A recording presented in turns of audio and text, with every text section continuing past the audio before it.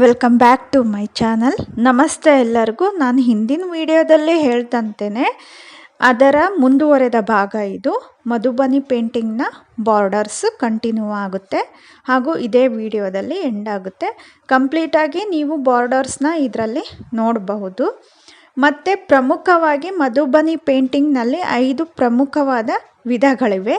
ಅದನ್ನು ಚಿತ್ರದ ಮೂಲಕ ನೋಡಿದಾಗಲೇ ನಿಮಗೆ ಡಿಫ್ರೆನ್ಸ್ ಗೊತ್ತಾಗುತ್ತೆ. ಫಸ್ಟ್ ಒನ್ನು ಬರ್ನಿ. ಈ ಶೈಲಿಯಲ್ಲಿ ನಾವು ಮಧುಬನಿ ಪೇಂಟಿಂಗ್ನ ಕಲರ್ಫುಲ್ಲಾಗಿ ನೋಡಬಹುದು ಹಾಗೂ ಬಾರ್ಡರು ಕೂಡ ಕಲರ್ಫುಲ್ ಆಗಿರುತ್ತೆ. ಮತ್ತು ಕಚ್ನಿ ಎರಡನೇದು. ಇದರಲ್ಲಿ ಕೇವಲ 2 ಕಲರನ್ನು ಮಾತ್ರ ನಾವು ನೋಡಬಹುದು. ಮೂರನೇದಾಗಿ ತಾಂತ್ರಿಕ. ಹೆಸರು ಹೇಳುವಂತೆ ತಾಂತ್ರಿಕ ಅಂದರೆ ಇದರಲ್ಲಿ ಕೆಲವೊಂದು ಬೀಜಾಕ್ಷರ ಮಂತ್ರಗಳನ್ನಾಗಲಿ ಅಥವಾ ಒಂದು ರೀತಿಯಲ್ಲಿ ಹೀಲಿಂಗ್ ಮಂಡಲ ಅಂತಲೂ ಕೂಡ ಇದನ್ನು ನಾವು ಕರಿಬಹುದು.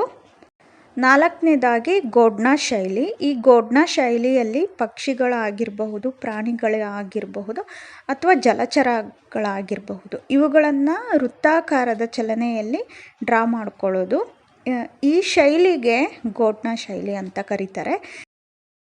ಇನ್ನು ಕೊನೆಯದಾಗಿ ಕೋಬರ್ ಶೈಲಿ. ಕೋಬರ್ ಶೈಲಿ ತುಂಬ ವಿಭಿನ್ನವಾಗಿರುತ್ತೆ.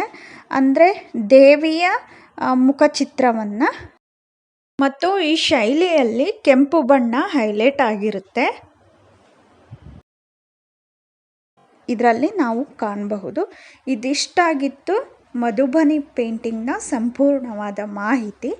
ಈ ವಿಡಿಯೋ ನಿಮಗೇನಾದರೂ ಸಹಕಾರಿಯಾಗಿದ್ದರೆ, ಇಷ್ಟವಾಗಿದ್ದರೆ ಇದಕ್ಕೆ ಲೈಕ್ ಕೊಡೋದನ್ನು ಮರಿಬೇಡಿ. ಸಬ್ಸ್ಕ್ರೈಬ್ ಮಾಡಿ, ಕಮೆಂಟ್ ಮಾಡಿ, ಶೇರ್ ಕೂಡ ಮಾಡಿ.